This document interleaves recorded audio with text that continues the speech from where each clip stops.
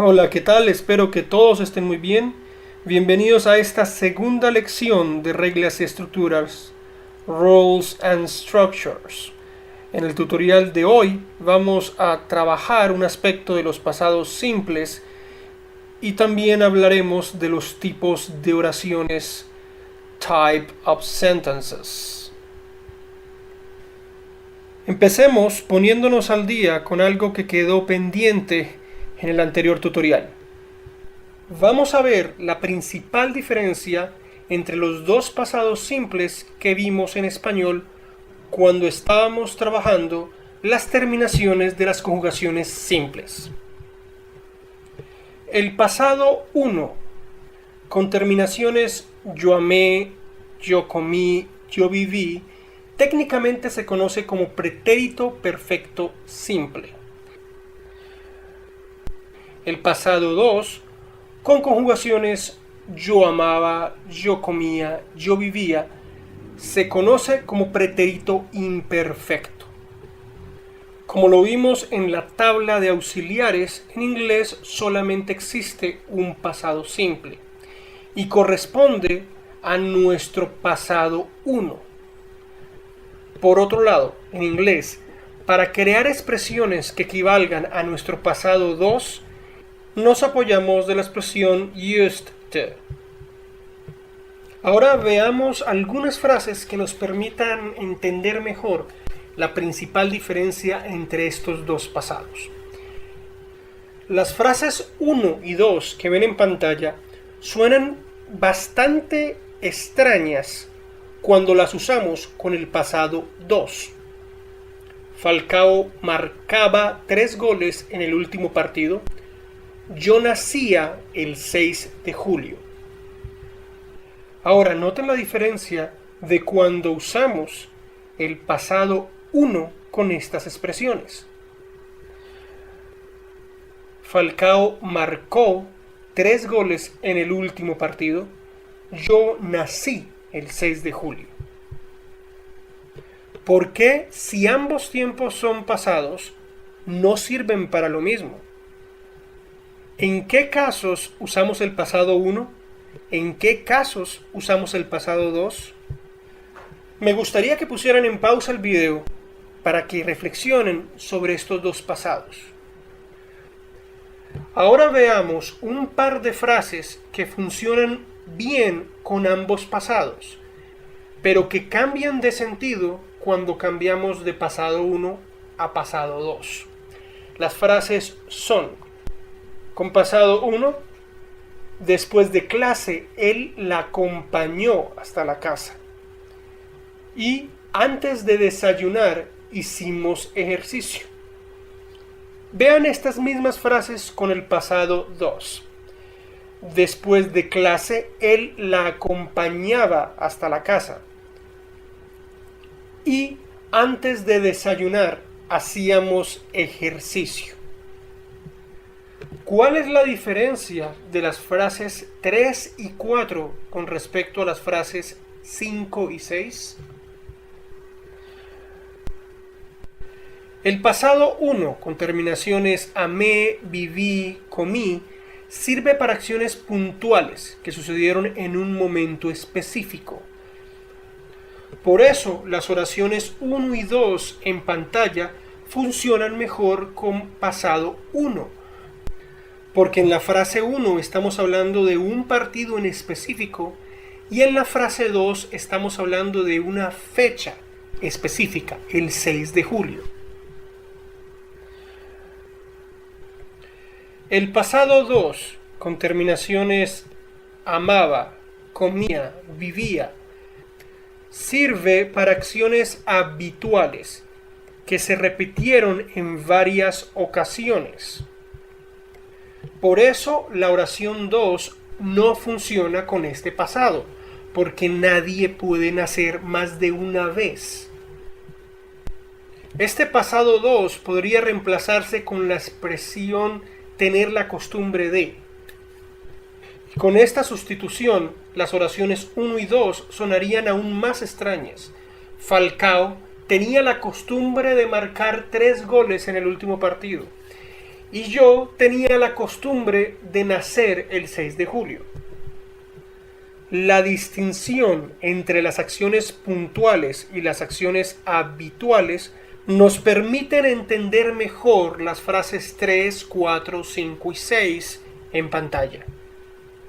Las acciones de las frases 3 y 4 sucedieron solamente una vez en la vida. En cambio, las acciones de las frases 5 y 6 sucedieron en varias ocasiones. Finalicemos este tutorial haciendo un bosquejo del plan de acción para las próximas lecciones, para que ustedes tengan una perspectiva clara de las metas que queremos lograr en esta serie de lecciones gramaticales de reglas y estructuras, Rules and Structures. Hasta el momento hemos simplificado las conjugaciones verbales a 4 tiempos gramaticales básicos: presente, pasado, futuro y condicional. En cada uno de estos 4 tiempos gramaticales podemos construir 3 tipos básicos de oraciones, frases: afirmaciones, negaciones y preguntas. Con todas las posibles combinaciones de 4 tiempos por 3 tipos de frases, obtendríamos 12 estructuras gramaticales básicas. Vale la pena hacer una salvedad. Existen otros tipos de frases: exhortativas, dubitativas, exclamativas, imperativas. Estos tipos de frases no van a ser incluidos en nuestras lecciones gramaticales. La razón es que son derivaciones muy sutiles de los 3 tipos de frases que tenemos en pantalla: afirmaciones, negaciones y preguntas. La buena noticia que les quiero dar es que a pesar de que son 12 combinaciones diferentes, no hay que aprenderse 12 reglas o 12 estructuras diferentes, solamente 4. Y esas 4 reglas son las que ven en este momento en pantalla. La razón por la cual solamente se necesitan 4 reglas se puede ver en los títulos de las estructuras que ustedes ven en pantalla. Las reglas 3 y 4, correspondientes a las interrogaciones y negaciones, funcionan igual para todos los tiempos gramaticales básicos. Es decir, las preguntas de presente, pasado, futuro y condicional manejan la misma estructura que se explica en la regla 4, y asimismo funcionan las 4 combinaciones negativas básicas que vamos a trabajar.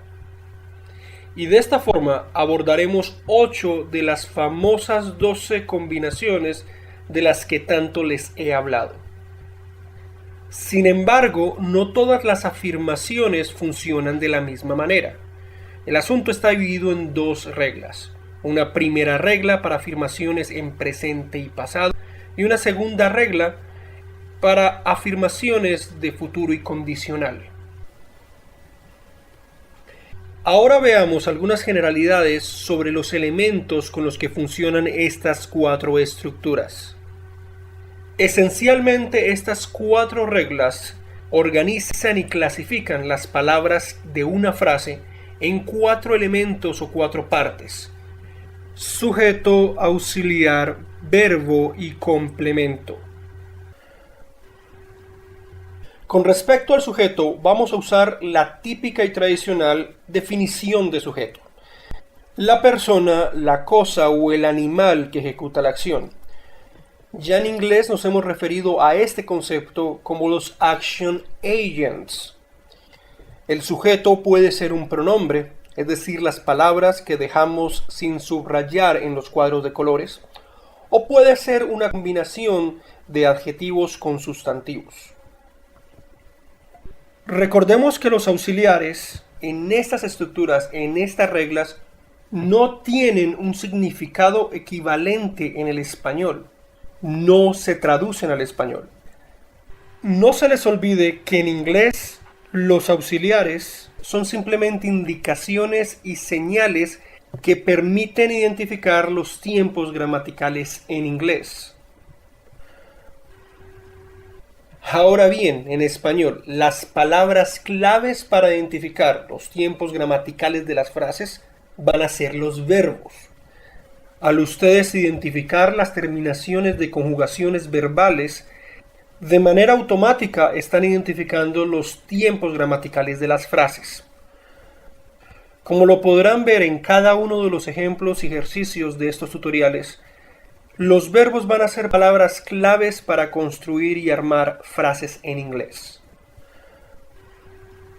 En inglés, el verbo principal y conjugado se escribirá en infinitivo sin tú en todas las oraciones que tengan auxiliar.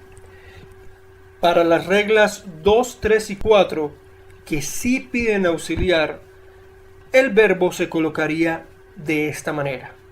En caso de necesitar el verbo jugar, escribiríamos play en vez de to play.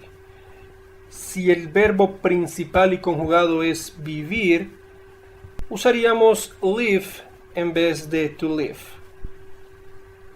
Con respecto a la primera regla, como lo pueden ver en pantalla, esta regla no incluye un auxiliar.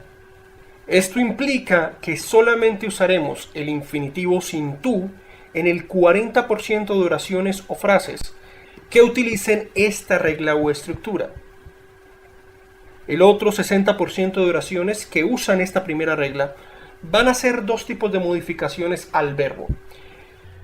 Pero eso lo veremos en la próxima lección, en el próximo video. Siguiente pauta o recomendación general para armar o construir frases en inglés. Ir automáticamente hasta el verbo sin importar la redacción original en español. Esta recomendación es importante porque muchas veces el orden de los elementos de las partes de la oración en estos dos idiomas no va a ser el mismo, no va a coincidir. Y como consecuencia de lo anterior, metodológicamente en inglés el complemento va a incluir cualquier cosa que quede pendiente por escribir después de haber puesto el verbo. Esta pauta o recomendación general la veremos con más claridad cuando estemos resolviendo ejemplos y ejercicios. And this is the end of the second lesson for the grammar series Rules and Structures. The following tutorial was already posted on my YouTube channel. Thanks for watching, and I'll be waiting for you on the next video.